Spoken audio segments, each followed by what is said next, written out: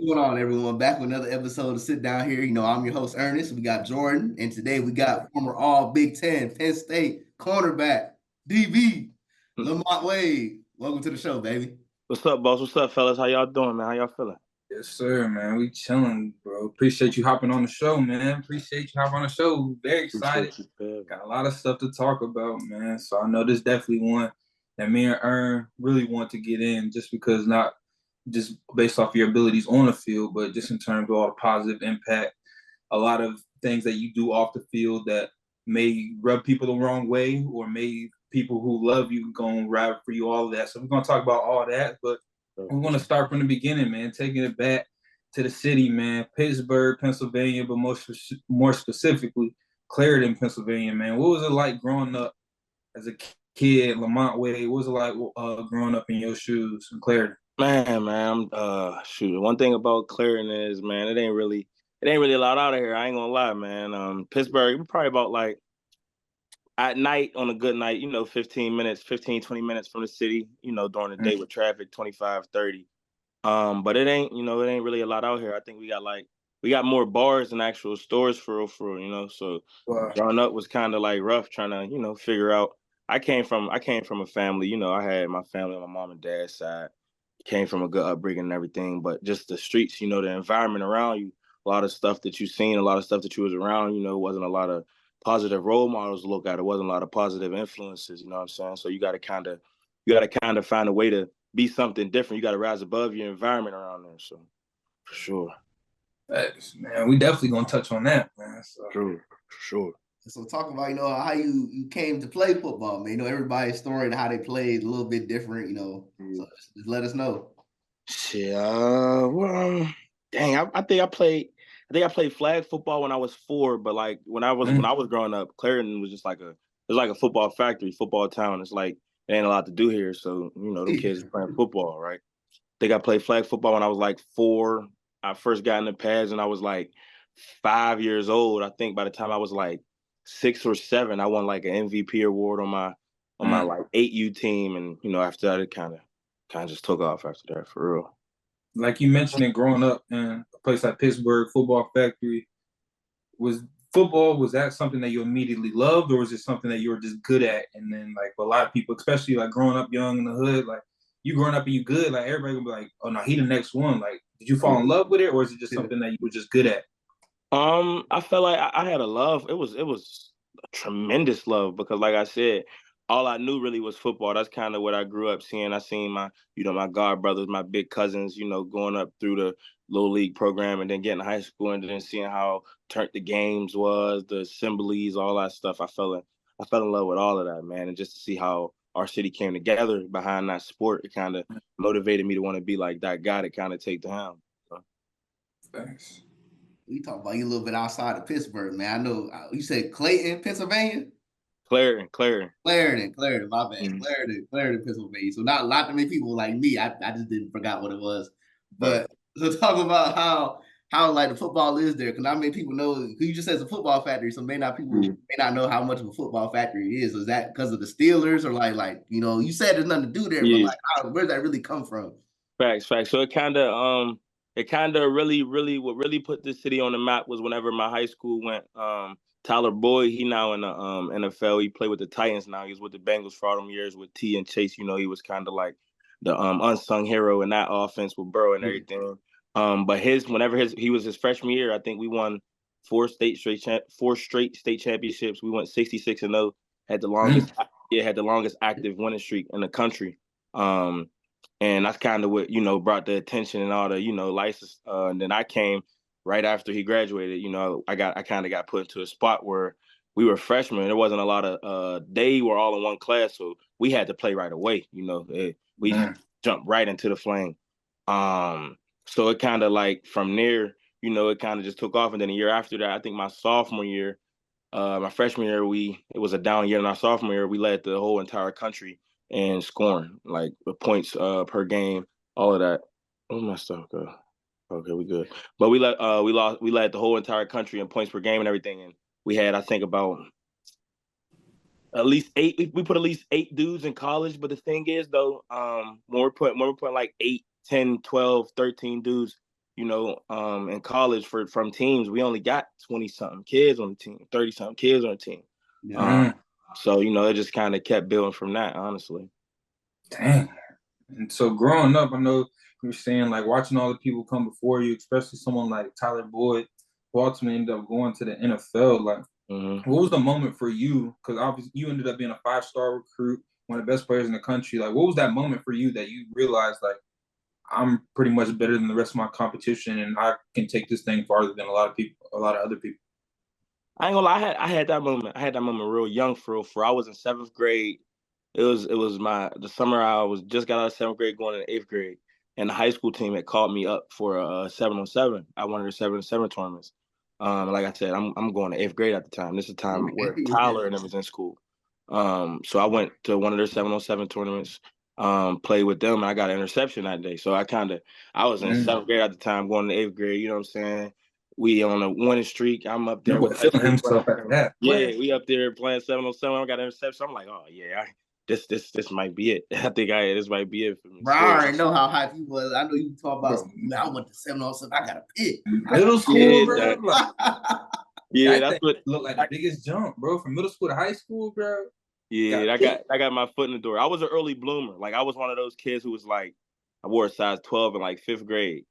Oh, damn. So you must have been a man all through Little League, middle school, and everything, too. To get caught up in middle school, boy, that ain't normal. I was huge. That's back, man. That's back whenever baseball. We kind of took baseball serious, a little bit more serious than football. And then I was tall, so I was one of the hoopers too. I was the biggest kid out there for real. But after I didn't go I was supposed to go to AAU. I didn't go to AAU. I was supposed to do travel baseball. I didn't do travel baseball. So football ended up being, it. It just stuck for you. Yes, sir. Yes, sir. Yeah, so go talk about transition. Your end of your time, your high school career, Mr. Pennsylvania, all-grade player of the year, all these accolades, man. He from Penn State. Oh no, not from Penn State. We from Pennsylvania. How did you make your choice on Penn State, man? Oh man, that process was so crazy to me, going back just to think about recruiting, because it's just like being I started getting recruited at like 14 years old, 14, 15, 16, and having to make decisions that, set your life in stone for the next life-changing decisions. Yeah. You know what I'm saying? It's kind of crazy to really think about. But ultimately Penn State just recruited me the hardest. Like they stayed around. A lot of schools came in and out. They wanted me to come and visit. Then they kind of wanted me to commit whenever I wanted to visit. Then I kind of had the first place I wanted to go to was O State. I tried to go to O State, but it was a problem with me early enrolling. So I didn't end up going there because they wanted me to commit on the spot. I wanted to, take my time. But if I wanted to take my time, they got guys coming in trying to early enroll. I had to, you know what I'm saying? I had to just come in the fall, and I knew I wanted to early enroll. So I was like, yeah, that's not going to work.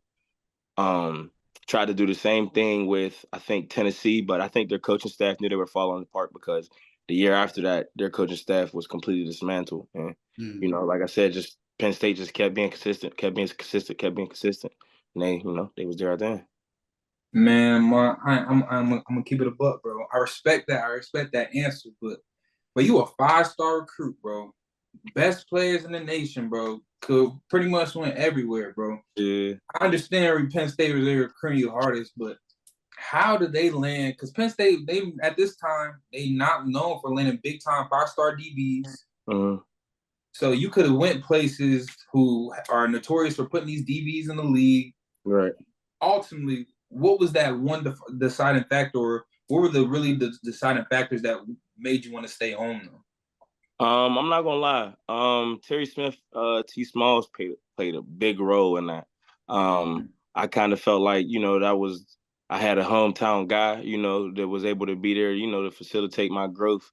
So I felt like that was something that I really trusted, and I'm kind of big on, just a comfortable feeling. Exactly. When I went to these other places, it was like, heard all the recruiting talk, heard this, that, but when it came down to it, I'm like, who really got my back if, something go down here? Who really got my back if, things don't turn out how all the recruiting talk turned out to be? And, when I thought about that, I felt like, staying home was the best choice. And ultimately, for real, because I felt like it was far enough away from home, but it was close enough because I ain't gonna lie. When I went out to UCLA, I wanted to commit. I wanted to commit out there too, but my mom started saying, "Yeah, I ain't gonna be able to make these home games." I'm like, I might not be able to come out here. Mama got to be at them games. I ain't gonna lie, UCLA. That's pretty. That sounds pretty good, bro. That sounds pretty good. They send that Clarendon boy to LA to the Hey, it sounded good. He asked me, coach. I forget what his name was, but the DB coach at the time. We watching film and everything. He's like, "Yeah, I know you ready for these 100-degree camp practice out in Pasadena." I was thinking in my head like, 100 degrees, and I don't know. I don't know if I'm ready for that. I think because when I was getting recruited, I worked out in some like 100-degree weather down there for saving, and they worked me out. And I didn't eat before the workout, and I was the dumbest stuff I ever did. And I got introduced to that different climate. So I was like, I don't know. Yeah. Hey, bro, keep it a buck, bro. Keep it a buck. What you think would have happened if they would have threw that boy from Clarendon out in LA? Right. Man, I ain't gonna lie. I would have been able to, like, the market out there. And this is the stuff that you don't realize when you get recruited. Like, you don't realize like the markets. You're not really looking at like schemes, like how am I being used? You just know that, oh, they got this position and this position coach, and this is all right. But when you break it down into the details and stuff, man, dog, I'd have been out there punt return, kicker, because all that stuff, I should have been doing that from the jump. You know what I mean? We're going to talk about it. Hey, but one thing, before Aaron get his question in, because I know you mentioned Tennessee. I ain't going to lie, bro. I almost went to Tennessee, boy. Yeah. That thing nice up there, man. Oh, it's rocking, too. Bro, rocking. That boy Bush Jones, that boy a real one, though. But, well, how was Tennessee for you? Did you go on a visit up there? Oh, dog. I went to Tennessee probably a 7-hour drive. I went to Tennessee about 3, 4, maybe 5 times. I like that, Ern. I tried to tell you, Ern. Tennessee, yeah. I tell them, like, Tennessee probably the best school I went to. I think I visited Tennessee as much as I visited West Virginia. West Virginia is only an hour from me. Damn. No, that might be cap. I went to Virginia a couple times. Tennessee, too. Bro, I get real up there. I ain't gonna lie. But that Tennessee, yeah, that yeah. What they call that? Rocky Top? Rocky Top. Yeah, that Rocky Top. Yeah, Rocky Mountain Top. There we go. Something like that. I may be wrong. I don't know if they call it Rocky Mountain Top. I'm just telling you what I heard on ESPN. Yeah, I don't think the mountain in that. I could be wrong. Pop that shit, bro. I'm gonna tell you. Yeah, so you talk about T. Smith. So who is that to you? Like, no, I mean, I really don't know either. I know you and Jordan know, but like, he like a DB coach at Penn State. Yeah, that's a DB coach. What is he now? Assistant head coach or something like that. Something like that, but I know he's still with the corners though. Yeah, he was a cornerback coach. Okay, so now we're gonna talk about Penn State. Talk about your time in Penn State, man. So before we get to the bad of what happened at Penn State, let's talk about the good a little bit. So, what was your favorite game you was a part of at Penn State? My favorite game I was a part of. I'm not gonna lie, that I went crazy that old State game, but I'm not gonna lie, that whiteout played Michigan. And they had to call a timeout on the first play. Yeah. Won't nobody. There's not more than a couple hundred people on this earth that say they've been in an environment like that actually played in an environment like that. Yeah. And even if you get to the NFL, you're not playing in an environment like that. Like close, you could probably call the Super Bowl a close comparison to a regular whiteout. Like I'm for real. Like, jumping. For real. Like we had like plenty of Penn State boys on there. I asked them the same question. All them boys point to that same game, bro. They all pointed to that same game. I'm telling you that environment was different, and I think we got our on our catapults, Jordan. On my catapult, I think that was the most energy I like ever exerted all year. Like yeah, adrenaline, OD boy. Yeah, especially like, bro, you know what time it is. Like when you come out for warm ups, that bitch jumping. Yeah, already, you come outside. Yeah, you warming up and it's already rocking. You already packed, bro, in warm ups, bro. You gotta think, bro. Warm ups, that thing 90 minutes on the clock, bro. That's an hour and a half, 2 hours before the game, bro. Yeah, they packed that joint out already. You know what time it is. Or they deep at the 90 minutes. 90 minutes. Bro. You go out for warm up, bro. You go out for warm ups. That student section all white, bro. You go back in the locker room, come put your pads on. Whole stadium out there, white. It's crazy. Something, bro. But nah, I got a question for you, Mont. Just cause I know, especially in high school, big time prospect, Mr. Do-It-All. Literally, a lot of people thought you were going to go to college to play offense, getting recruited as like the athlete type. Like, what was your expectations going into Penn State? Like, Did you have expectations to do a little bit of both? Because at that time, like especially like, cause I know you were a class of 2017. A couple years before in the Big Ten, Jabril Peppers, he was playing like all over the field. A lot of people looking back were comparing them to like your type of play style, playing offense, defense, anywhere in the secondary, kick return. What were your expectations going into Penn State?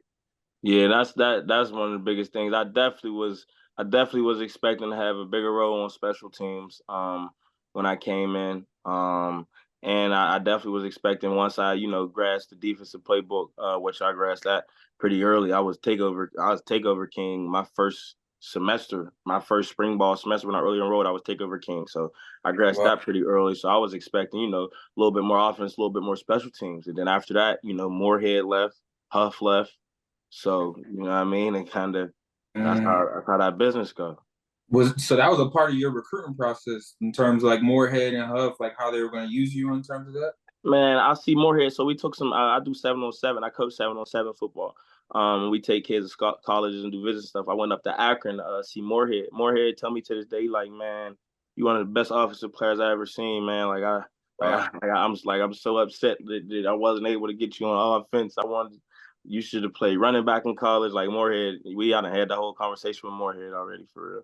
So it was like just even hearing that, reiterating, I'm like, I was just about to say, like, obviously times past, can't really do anything about that now, but like, how do you feel like hearing that now, like in terms of like the woulda, like should have been, and like things like that? It made me feel like, kind of, you just got to go with your gut nowadays, because that's what I wanted to do, for real. Pitt and West Virginia were two schools who kind of were like, we want you on defense, but like, we see what you could do with the ball in your hand. Like, we want you to play offense. And it was like a contradiction, because it's like, I know I could do what I could do with the ball in my hand, but god dang, I just became the number one cornerback in the country.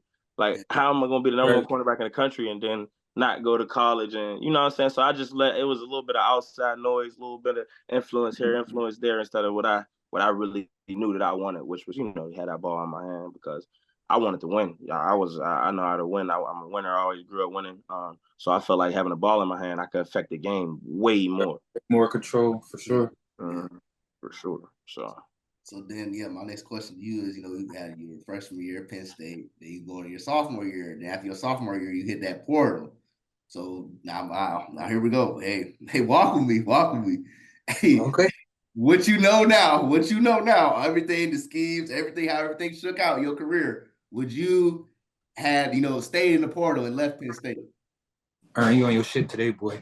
Yes. I ain't gonna lie. Yeah, I would have did. I would have for sure did. Because, well, no, this is the thing, though. See, when I say I would have did, you got to think about the situation and the time. The situation and the time that I was in the portal, right? The portal hadn't really, like, nobody knew exactly what the portal was whenever I first hopped in it. And at that time, you couldn't transfer if you weren't a grad transfer.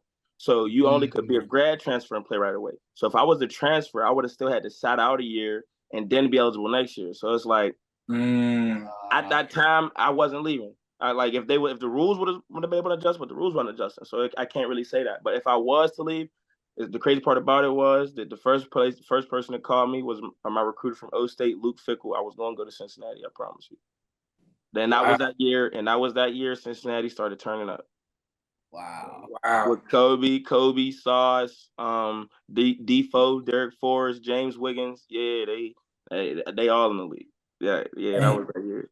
Wow. Looking back at that time, like in your portal, like, cause I know you weren't in it for too long before making that decision to come back, but going into the portal, making that decision, what were you looking for in the next school that you were possibly looking at? Were you looking for bigger role? Because I know at the time you come in as a corner, play a little bit of safety, play a little bit of nickel. Like, what were you looking for going into your next school? Well, I knew how dynamic I was. You know what I'm saying? So I felt like I was selling myself short, for real, because I had just got moved to safety, and then, you know what I'm saying, I ended up not. I kind of went into like that sophomore slump, for real, where I didn't play. I had sprained what it was I pulled my hamstring in camp. Missed the last week of camp. And then Sutherland got the nod, and that's when, Banks only playing 3 safeties. So yeah. Sutherland went in, and after that, it was kind of like, I wasn't nothing left for me to do. Whenever like I said, I knew what I was capable of. So I wanted to go somewhere I was able to play that nickel and that dime backer a little bit more as well too. Because I'm not gonna lie, anytime I played that dime backer, it was a 10 tackle game, it was a sack game, it was a forced fumble turnover. Yeah, you know what I'm saying? Anytime I played that dime, that was Purdue, that was O State, that was Iowa, that was, you know what I'm saying? All of them games, I had games. So was definitely looking for that fit. My question is my question to you is this, bro. My bad. I'm stumped. It's been a long day. My bad. But bro, so how you go from being the number one corner, Mr. Gatorade, Mr. Pennsylvania, they make you say, "Oh yeah, bro, we're gonna take you back to safety now." Yeah, what? Yeah, I know. It was. I mean, I kind of, cause I had a little situation in the corner room the previous year. So in camp we do votes in the cornerback room, like we rate the cornerbacks from top to bottom. And every week in camp I hit a Reek. It was my boy Tariq Castro Fields. That's my boy. I love him to death, but I always tell his story. That's my brother. I love him. I was ahead of him every week. Like the room voted every week. You know what I'm saying? I think it was John Reed had got hurt that year. It was Amani, Grant, Christian, and then I think that fourth spot was me, and then it was Tariq or however it went. Every week in camp, man, them rosters come out. Reek the third corner to go and fourth corner to go, and you know what I'm saying. I kind of took the like back seat to that, so I'm like, that rubbed me the wrong way. So it got me going around the facility like, man, I'm moving safety, man. I'm tired of this stuff. I'm doing something else. And then when they asked me like, Mark, you want to play safety? I'm like, yeah, I mean, you know what I'm saying? I'll do it because I'm thinking that it's going to lead me to playing more. And then it led me to that sophomore slump. So I was like, oh my gosh. Man. Dang. So looking back at it, just because I know this in terms of the recruiting process, college, it's a lot that go into someone playing on the field. Like, what do you feel like you could have did differently, or what do you feel like is the main reason that you didn't get to be that type of player that the world knew you were? Because everyone knows you're a dynamic player, especially with the ball in your hands. But why don't you think the coaching staff seen that, or what all went into that? Shoot, man, when you ask that question, I'm not gonna lie, dog. I feel like I could have trusted myself more. I kind of let the circumstances and stuff humble me. You know what I'm saying? I to a certain point, of course you're going to get humbled, but to a certain point, you still got to be who you are to your core. So whenever stuff was going on, I kind of let it humble me, and it kind of took me away from who I was at my core. We had arguments with Franklin about me celebrating at practice, like. Like I don't know if you was at the one practice or not. I think Day or somebody got a pick. And then I got the ball. I did something. I threw the ball. You threw it? Yeah, I threw the ball up in the air, and he paused it. He served. He ran to me. He paused. He's like, "Oh, well, this isn't what we're." I'm like, "Yo, I can't even I couldn't be comfortable. Like I couldn't. You know what I'm saying? It kind of it was cringy for real to a point. So I understand that some things ain't some things ain't go how it's supposed to go, but all in all, you know what I'm saying? Politics playing stuff for real. Politics is huge factor. I'm not gonna lie, I probably should have shut up, honestly. I should have shut my mouth. I should have closed my mouth. I shouldn't have been as outspoken as I was. That's what the problem was. I had coaches coming to me talking about stuff about my posts. Like, I'm not disrespecting nobody. I'm not what's the problem with my post? And it kind of led to, there's a lot of people who got that donor money that, you know what I'm saying, ain't really agree to stuff I'm saying. I know you remember when we did the chains, tattoo, and dread things. That was I think Franklin knew that I was behind that. They hated, like, it was just, you know what I mean? It was that type of yeah, we gonna talk about it. We're gonna talk about it. So for the fans that don't know, you're very outspoken in terms of things that are on your mind that you feel passionate about, as well as just other issues that go on. Where did that start? Just because, especially in this country, a lot of things going on, especially with people that look like us. But growing up in Clarendon, growing up how you grew up, like, where did that start? Or is that something that was just always in you about voicing your issues and voicing and standing on what you believe in? Yeah. Well, shoot. Honestly, when I told my mom, like young age, like, Ma, I think I was dealing with a girl at the time that wasn't all the way there in her head. And I was telling my mom, like, Mom, my life ain't about me for real, for real. Like my life is like about other people. Like sometimes God used me to do different things for other people, and I might not get nothing out of it. It's just for them. And I kind of told her that when I was young, and she couldn't even really grasp that. And my aunt, rest in peace to my auntie, she died a couple years ago. She kind of always was like, she was like the conspiracy aunt. You know what I'm saying? She would like send me stuff. She would, just mess with my mind and just have me thinking different ways of things. And then kind of when she passed away, or honestly, when I stepped foot out of Claire and got to Penn State, and I kind of seen how the real world was, it wasn't really how I expected for I got culture shock heavy. I got culture shocked a lot, and I just started seeing different things and started seeing how people move. And this is around the time all the racial stuff was going on, the George Floyd stuff, the Kaepernick stuff, and I was like, damn, I didn't realize how much how much America really despised people that look like me, and how much just the history with all of that stuff, dog. I started to see it, and it's just like at the same time while I'm trying to grow and I feel like I'm being put in a box, like it just was everything going on at the same time. It's weird. Damn. Yeah. Shoot. Go Aaron, you wanna go, Aaron? Or, go ahead, bro. Go ahead. I bet. So like going through everything that you went through, being vocal, speaking out and everything, and like you were saying, like seeing Kaepernick firsthand, like seeing like the way like the world and the league, especially the NFL, like did Kaepernick, did Eric Reed, things along those lines, and you as well at a big institution at Penn State doing the same thing, standing on, speaking on these issues. Like at that point, like looking back at it, seeing the way the NFL did Kaepernick, did you ever think that like in some type of way that your playing time and you're on the field had to do strictly with the off the field stuff and not on the field? Or do you have any regrets? Like you were saying, like, do you have like any regrets about being as vocal, just knowing the end outcome of that? Yeah, definitely. I seen it all happen. And my dad kind of was like telling me in college, like, yeah, man, you might want to be quiet on a few of these issues, man. You might want to, just stay off. Pops was like, you might want to. Yeah, he let me know, like, cause the coaches, I think coaches was coming to him, and fans is always saying stuff on Twitter. Like, I was constantly in headlines. I was constantly just for me simply speaking my piece. So I kind of noticed that was a direct correlation, but by the time I realized how deep of a direct correlation, it kind of was too late. I was already, I already posted videos. I had already went through a protest. I already spoke on behalf of the people. I already did all of these things.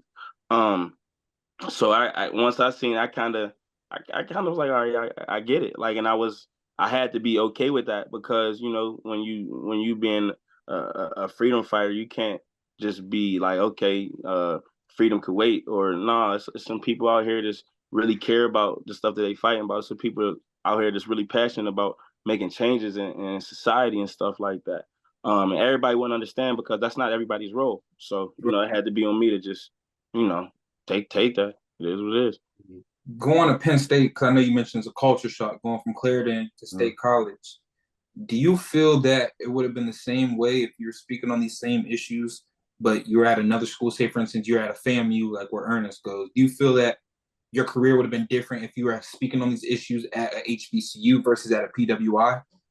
If I would have been speaking on these issues at a HBCU, I probably would have gravitated towards a more, type of political brand, or like I would have been able to build my brand and my engagement in a different way because it would have connected with the masses more than it did whenever I was at Penn State. Because PWI, people aren't trying to hear this stuff.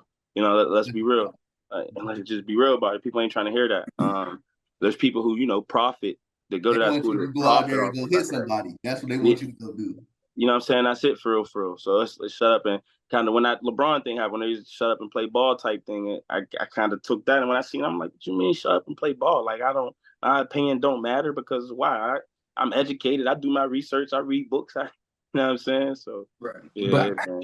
All right, I'm gonna let you go because I got too many questions, dog. I ain't gonna cut you off on that, bro. Yeah, man. So you saying, you 7-on-7 coach now, so you coaching the youth, impacting the youth in a positive way.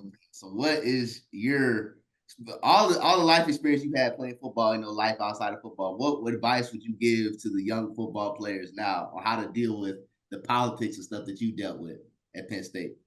I would kind of say know your role in society.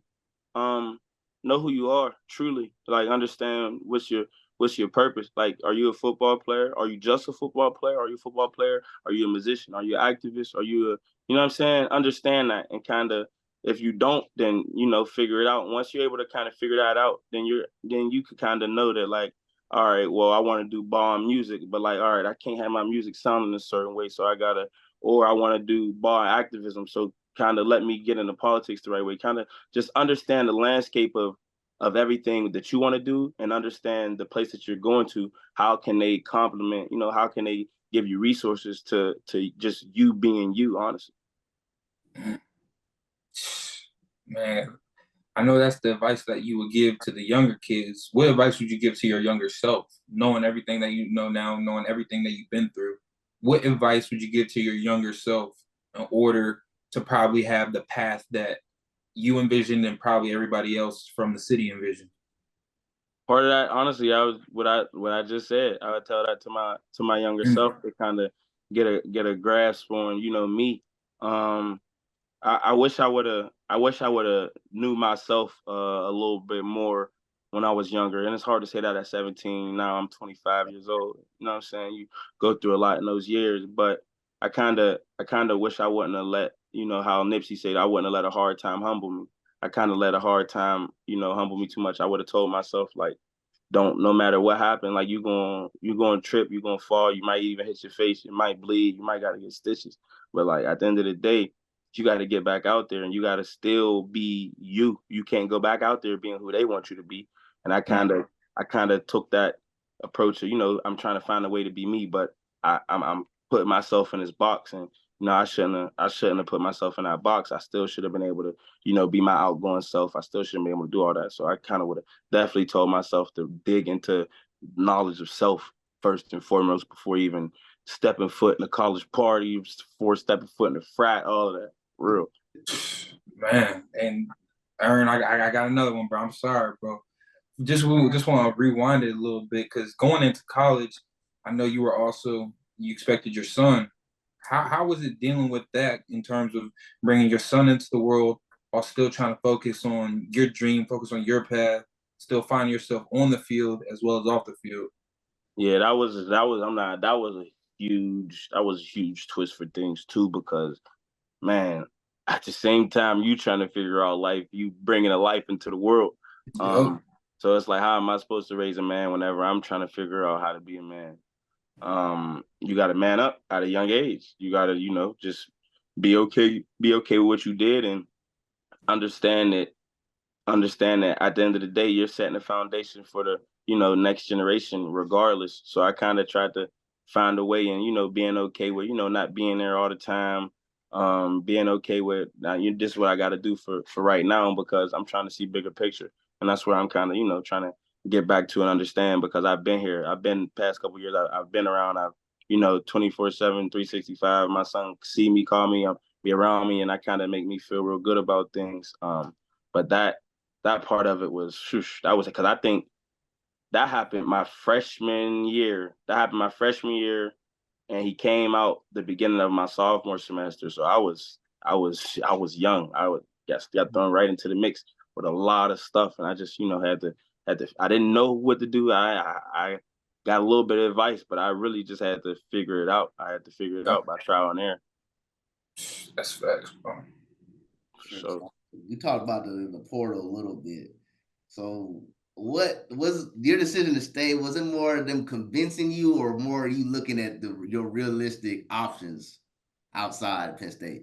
It was me being realistic. Like, man, if I transfer, I'm gonna have to sit out. Because that's one, and it's crazy because man, I was in that meeting room with Coach Banks, dog. I love Coach Banks, man. That's my dog. But I keep everything real. Everybody know that. And I'm telling him, like, man, I want to go to Penn State, man. I don't want to go to Penn State, man, no more, man. I want to go to a DB factory, like.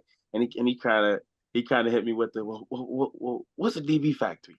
And I'm like, man, a school that put DBs in the league. He's like, yeah. Well, what Banks Jordan? He was like, well, well, what does that mean? He's trying with the philosophy and everything. Mm-hmm. And the year after that, Banks was out. You see how the, you know what I'm saying? You see how this stuff works. So it's the business is business. I ain't mad at nobody, but let's just talk about how the game is for real, for real. You know what I mean? Coach trying to convince me to come back, and he wasn't coming back the year after that. There too. Yeah, so, you know what I mean? So it was kind of that thing where I just had to realize, like, yeah, man, this is I ain't trying to sit out, man. I'm in prime mode. I'm trying to go right now. Like, yeah, I'm ready. And that's what that 2019 was the best year I had. So, I was ready for it. Yeah, I respect that wholeheartedly, bro. Like, I probably would have done the same thing, especially because the portal ain't what it is now. I can't just go out there and start day one. Yeah, it's different, man. I'm telling you, dog. That portal, it was like, I think I was one of the first players that really hopped in the portal. I think Tommy Stevens hopped in the portal before me. Mm-hmm. And I think around that time, Juwan Johnson, who ended up going to Oregon. Mm-hmm. But those are two guys who graduated. I was about to say those are right. They were two guys that graduated. So then I'm saying like, oh, the undergrad ain't the same. I'm like, oh, well then, yeah, I can't do it then. Yeah. So I got a question for you, especially around the time football season coming up. I know you've been part of a lot of special teams, a lot of talented groups from top to bottom. A lot of teams were making them runs towards the playoffs, having playoff hopes. From your perspective, being someone who was frontline in the battles, why don't you think those Penn State teams got over the hump? Man, dog, this is truth. 2017. Every year you've been there, like playoffs, that was a real possibility. Come down to one game, 2 games. Right. 2017, I'm not gonna lie.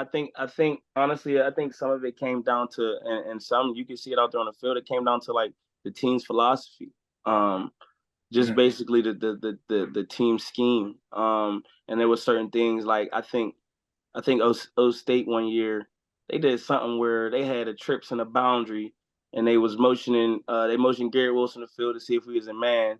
Then they motioned him back to the boundary. Then they motion him back. Whole time I'm running with the dude. Like, we don't got no banjo. We ain't got no switch. We isn't man. So they did jet sweep, and he's just gone. And it's like I'm trying to get my feet set to be leveraged for the man and stuff like that. It's just certain schemes that kind of like O State. They schemed. They knew exactly what we was in, and they was literally calling the plays from the sideline. Like, I don't think O State didn't huddle or nothing. Like, they got all their plays from. Let's see what they in. They're gonna look over, get to play. And you know what I'm saying? And a lot of teams kind of ran stuff like that. And sometimes we would be too stop the run heavy. Sometimes we wouldn't be able to, recover on the play action stuff because of the stop the run stuff. But it was Big Ten at the time. So it was like you want to stop the run at the same time, but it's like the secondary schemes. I think I was the one hosting the secondary meetings my senior year or junior year, like that. Like, we should have had more secondary meetings. Like, it was a lot of, just small stuff that, go into the scheme of things that, people can't really, see. Damn. What was the year? What year do you feel like Penn State had the best chance of getting over that hump? Well, so we were number 2. We were number 2 in 2017.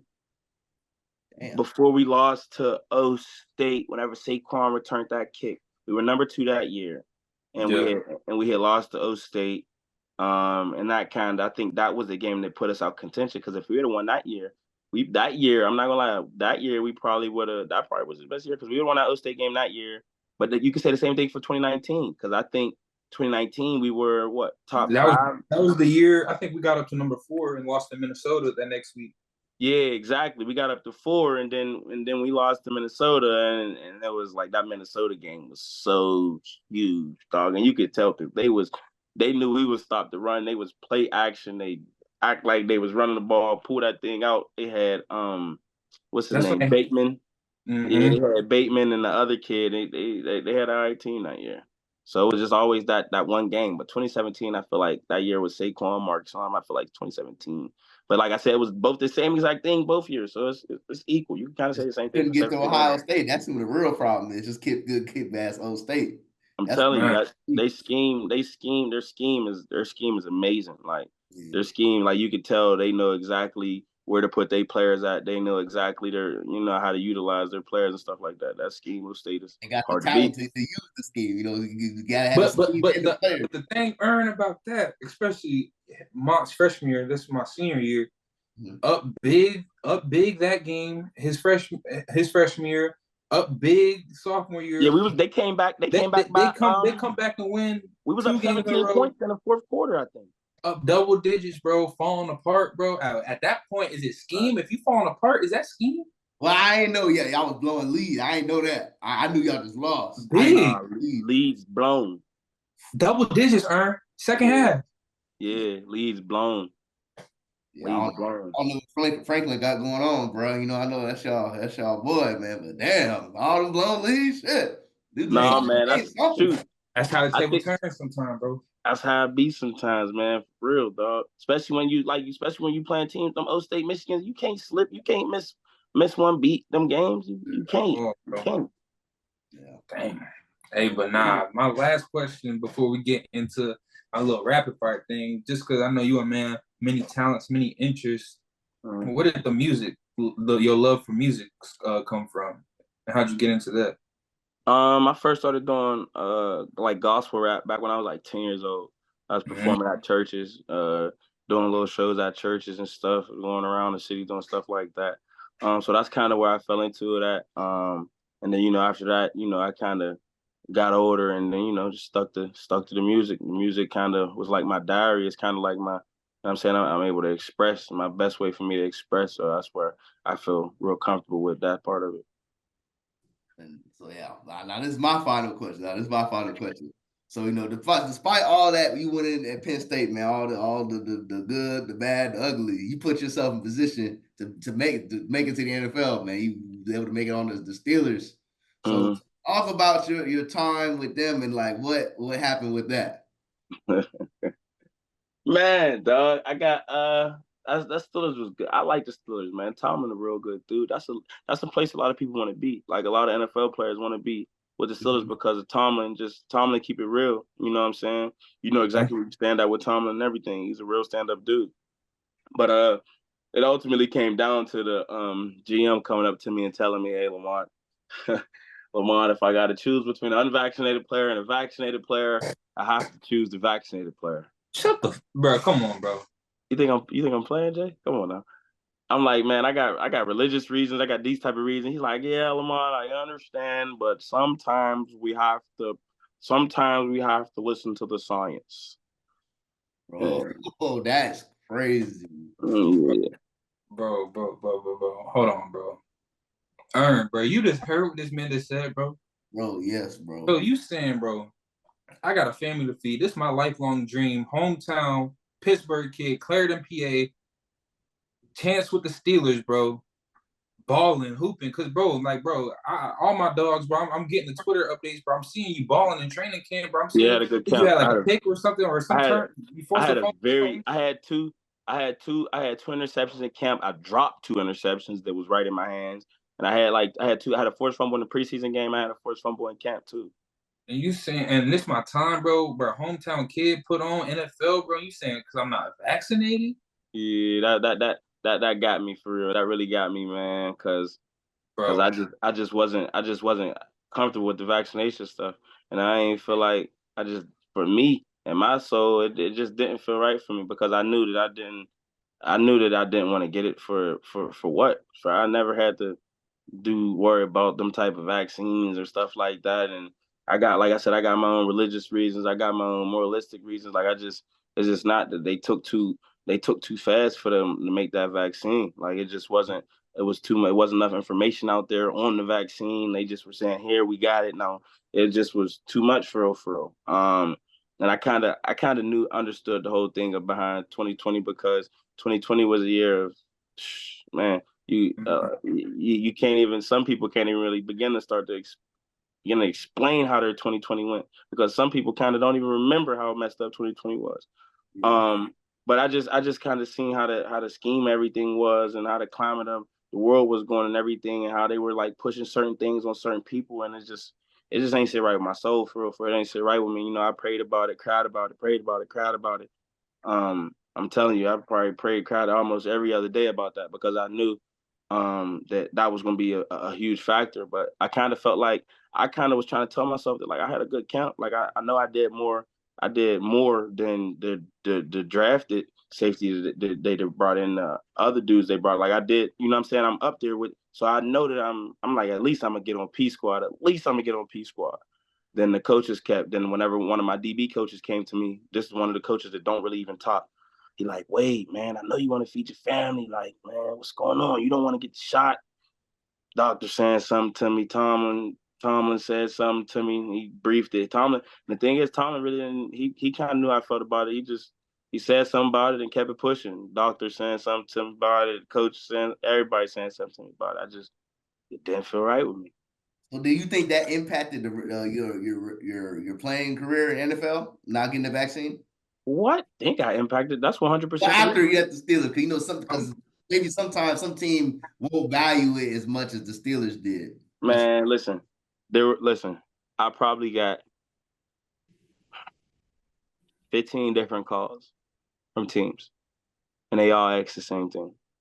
Wow. First question: is he vaccinated? No. Well, we can't do nothing. Ain't go. Wow. I had 3 calls just from the Patriots, 3 calls just from the Lions, 3 calls just from the Panthers. Wow. Every single time, the same thing: is he vaccinated? Is he vaccinated? Is he vaccinated? Bro, like hearing all that, going through all that, and realizing that this is the only thing that is in your way, and realizing like you to a point like we at the highest level, and you know your talent isn't the reason that your dreams aren't being accomplished. Like, how do you cope with that? Like, as a man, like, how do you cope with the fact that like this thing, because my religious reasons, is holding me back from achieving everything I've ever wanted to do? It made me feel useless. It made me feel like an item. It made me feel like something that, and essentially in that business you something that could be thrown out and replaced. Because that's just at the end of the day, that's just how you view. And I know, like I said, I know what I brought to the table with special teams, and I'm actually balling in these camps. Like I'm actually doing my thing. With their starter players, like all of that stuff. I'm doing my thing. I had a good camp. So just for me, it was just like I'm not valued. So it's like, why am I chasing value somewhere I'm not valued? What type of real value is that? I mean, it kind of just how I viewed it for real. I respect it, bro. Hey, stand for something but fall for anything, bro. Nah, for sure. And one of the biggest decisions, the biggest decision that affected most of my life. But you know what I'm saying? I'm a bit more peaceful, than I would have been. I'm a bit more conscious than I would have been. My life was moving real fast, and it still was moving fast. But I kind of found peace in that, fast pace, where before it wasn't really no peace. It was just like I'm here, I'm there, I'm just at the point where it's like I'm not all the way in it, but I'm in it type. You know what I'm saying? So, man, big bro, I gotta ask you, bro, how long did that take for you? Because you said like you had a point like where you had peace. Because knowing you just in terms of 3 or 4 years, like how long did that take you to find that mental peace? Because I know you probably watching the games, like oh, like you better than these people, knowing the opportunities, especially having a son, like the opportunities that life, that NFL life can grant you financially for your son, things like that. Like, how long did it take you to finally come at peace with your decision? Or looking back at everything that you know now, do you have any regrets about that decision, or you still stand on that? I mean, that's something I still battle with for real, because it's not really something you could come to complete peace with. It's something you just gotta learn how to deal with, honestly. Because like I know at least 10 people on every NFL team. Whether I played with them, whether I went to camps with them, whether I trained with them, like, you know what I'm saying? Everybody in the league, I'm just cool with everybody. So just, seeing everybody on TV, seeing, some boys, or, you had the nod on, you know what I'm saying? All of that. It's a part of it, dog. And it's just like, damn, like I had to put myself in that type of lens for me to really see what do I think about myself. And like you said, what E said, like, what do I stand for? What am I standing up for? Like you said, if you don't stand for something, you'll fall for anything. So I had to figure out what my stand was, and you know that kind of was my stand because I just didn't feel right with my soul. And to a point, you know, it's to a point where, you know, even some of my friends would tell me to try to like, you know, keep me level headed. It's like, bro, like, you know what I mean? Stuff is hard, but you ain't sell your soul for real. And people won't really understand that. People may think like, oh, you're thinking too deep into it, but it's like, it's honestly real for real, because whenever you doing stuff, and it's creating financial freedom for you. Yes, it is, but at the same time, it's like a lot of them dudes ain't happy. A lot of them dudes want to be with their families. And I'm a family man. I had a kid, and when I was from the ages of 0 to 7 years old, my dad was in prison. You know what I'm saying? My dad wasn't around to be there for me. So it kind of had an extra effect on me to where it's like, all right, I got this little boy and I'm co-parenting. How am I gonna be in the league with a son, and I'm co-parenting, and then I'm ripping and running, and where am I gonna be raising him at? When am I gonna be at the football games when we have football season? And I kind of thought about all of that, and while I was in camp, like I'm telling you, dog, I probably cried every goddamn day down there. I probably cried almost every, like I had to be the first one in the building, 5 in the morning, 4 in the morning for the COVID test. The only one really taking the COVID test. Minka and Najee ain't got the shot too, but of course Minka and Najee ain't getting that same treatment. You know what I'm saying? Because that's Minka and Najee. So it was just like, man, I'm just learning how to move with that is something that I'm kind of stepping into right now. Because there's so many sides of me, there's so many layers of me, and understanding what sides and what layers I'm comfortable with showing, what sides I'm, comfortable with, expressing. I'm starting to get to. So that piece is it's a constant thing. It's not no just set thing. Like I'll be cool today, and you know what I'm saying, something a trigger come tomorrow, and you know what I'm saying, not be. So it's just honestly consistently resetting until I get to the point where I'm resetting for good, to where okay, I got my next few steps mapped out. And, that's kind of the phase I'm in right now. Aaron, I swear on my life, this is my last question before we get a wrap. I swear, Aaron, it's my last joint, bro, on everything it is.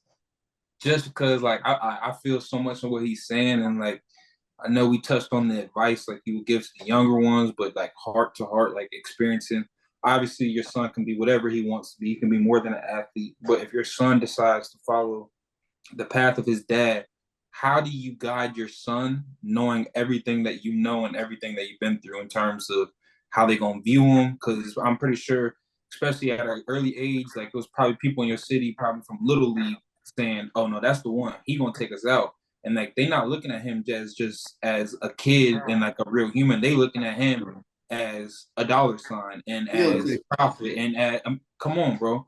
And so like knowing everything that you know, how the people who love you, how they're gonna view you, how the people who hate you, how they're gonna view you. How do you navigate and how do you lead your son through that if he decides he wants to follow in your footsteps?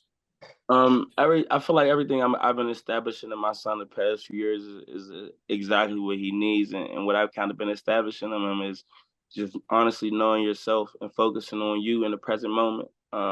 He understands that tremendously. He understands that, I'm 6 years old. I can't worry about 7. He used to try to say, "Dad, well, what happened when I turned 7? What happened when I turned 8? This yada yada when I turned 9." And I'm like, "Son, you can't worry about 7, 8, 9.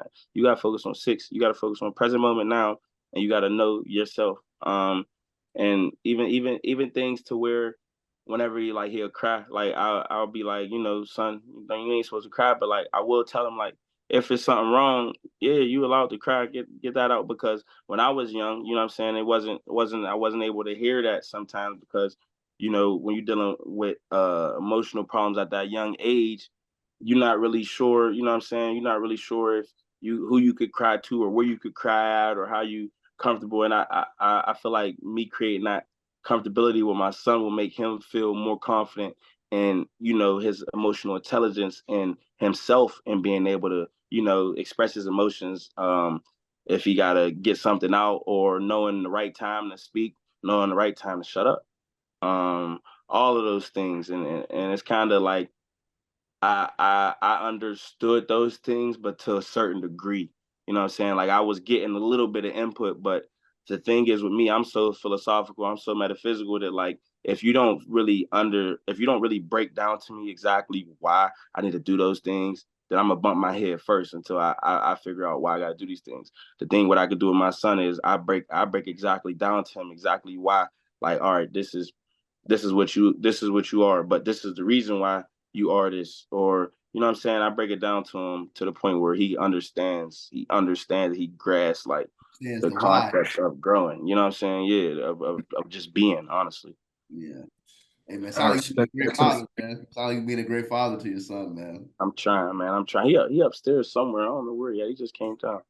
Man, it's crazy how big that boy got, man. That's crazy. But I hey, know man, he scored. He got his first touchdown and everything, man. Ooh, yeah, that boy up next. Yeah, I swear he got like he got his touchdown and he had like a 20-something yard extra point. He doing his thing. He got like 20 tackles 1 year in 2 games. He's open. Yeah, he's hurt. Both sides of the ball, man. Yeah, he's hurt. But hey, man, we're gonna go ahead and wrap it up before we let you go. We got something that we do called the Sit-Down Stumpers. So we got just a couple questions, but they meant to be hard, meant to make you think about it. Mm-hmm. Hey, probably not. You probably knock them out, but we're going to start up. We got 3 for you today.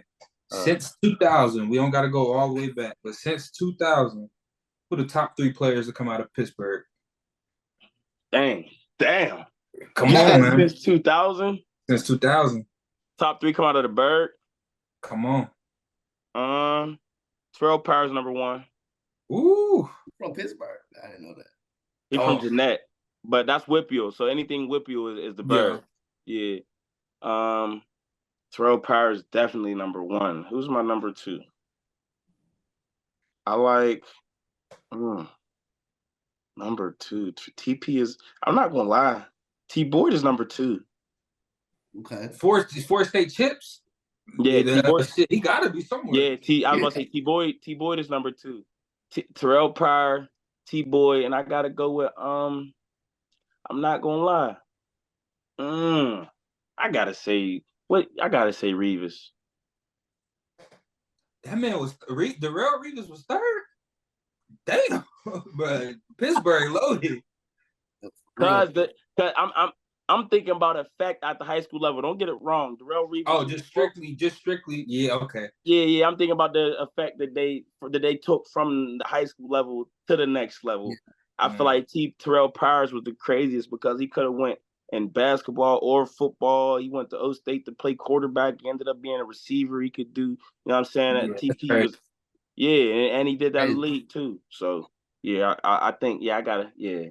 That's a solid 3. That's a smooth 3. Sure. I ain't gonna lie. Yeah, I bet. Next one. Would you rather be the number 1 artist in the world or the number 1 athlete in the world? Oh, shit. Hey, number 1 athlete or number 1 artist? Dang. I feel like number 1 athlete. Yeah. Yeah. That's like saying, would you rather be Michael Jackson or Michael Jordan for real? I know. Hold up. Dang. Hold up. Now that you said it like that, though, man, I make you think about it. Like artists, it's a little bit more funner to be an artist. You could, I'll say artist. You get it. That music industry gets spooky though, bro. They do get spooky, but I feel like spooky. I got the brain, the man. Okay. Hey, I respect it though. Hey, dang. I actually earned. What you picking? You picking athlete or artist on that, Earn? I pick athlete, bro. That music, I heard too much about the music industry, bro. The music industry get wicked. Yeah, bro. I'm gonna stay with that ball, bro. I ain't gonna lie. I'm good off that, bro. Hey, man, and then shoot, last one, man. I ain't gonna lie. I know you had a lot of people in practice or in game. Who the hardest person you had to guard, or the individual who gave you the most smoke? Garrett Wilson for sure. Twitchy boy. Yeah, oh my gosh. And it was a game. I don't know what happened, but they made us wear some different cleats because they tried to bring the molded cleats to the stadium that we ain't never because of the weather, in. Yeah, dog, we ain't never played in. Oh my gosh, I had so many corns on my feet after running around that boy. He said, what did he say on that field? He said, yeah, y'all boys is coming, but I got to do my thing. He said something like that. He was talking his head. Like he knew. I remember exactly what you talk about because that was the same game they was snapping on Jay on the sideline about them spikes. Boy, everybody was slipping, Everybody was. I don't know what the heck happened. I'm like, why is the field wet? I ain't know it rained or nothing. But yeah, that boy, I ain't gonna lie, that boy was polished. But he knew we was coming for him though. He knew he was coming for his head. Yeah, definitely used to be a good matchups. And last question, man, before we let you go. For the people who don't know you, because I know a lot of people who talk negative or talk bad about you, they don't know you. They never met you. They never shook your hand. They never looked you in your eye. But for everybody in general, I know you probably don't care too much about other people's opinions, but when you gone, when you're not here no more, what you want them to say about Lamont Wade when your name come up? Shoot, like you said, I don't care what they say. Yeah. But when you're talking about legacy, when you're talking about, footprint, it definitely got to be that. I'm not gonna lie, it definitely got to be that he changed the world in some way, shape, or form. Whether it's the sports world, whether it's the political world, one way or another, he changed the world. And like Tupac said, if I didn't change the world, then I sparked the mind that did. So that's my whole thing is just about, it's about bringing change, especially to systems like the one that we're born in. It's just so broken that it's so broken you can't even really understand it. I definitely just remember me as being selfless and being someone who took that step out there for the next generation to be okay with being themselves and be okay with, man, truth telling, being okay with telling the truth, because everybody don't want to hear the truth. The truth is so important that it makes everybody uncomfortable. And a lot of people can't really deal with that. That's why whenever you tell somebody the truth or something, that's their first instinct or reaction is like, you tell somebody they birthing, why they birthing? Like, what? No, I'm birthing. What birthing for real? But you know what I'm saying? It's hard to fathom for real, especially whenever it's unwanted, like you don't ask for it, but somebody just put it in your face. That's real passion. So I definitely want to lead out whole footprint. I definitely want to lead out whole landmark, a change and creating a new environment, especially for the people that deserve it. Hey man, that's a great way to wrap that joint up, Ern. Wow. For sure. Ern, you got something to ask him though, Ern? What you got to ask? Bring it home, man. Bring it home, man. Come on, man. Let me talk to you, man. Let me talk to you, dog. So all the people you know, man, your circle of people, may not be your circle, people you know, period. Who do you think would be a great person for our show? Great person for y'all show? Y'all interview KJ yet? Nah, we ain't get KJ on yet. KJ. I think KJ would be a good one. Facts. I ain't gonna definitely lie. KJ got that personality. KJ got that spunk to him. He definitely is. Say that. Hey, KJ, K Glizzy, you know what to do, boy. Come on, man. Yeah, we've been waiting. We've been waiting for it. Yeah, he better know. He better know. I'm gonna say something to him now. Yes, sir. We would appreciate that for sure. We appreciate it. For sure. But yeah, man, that's gonna be the end of this episode, man. Shout out that boy Mont hopping on with us. Sir, big time, bro. Appreciate y'all boys, man. Appreciate y'all boys for having me. Y'all boys, sir, man. Like, comment, subscribe. See y'all next time. We out.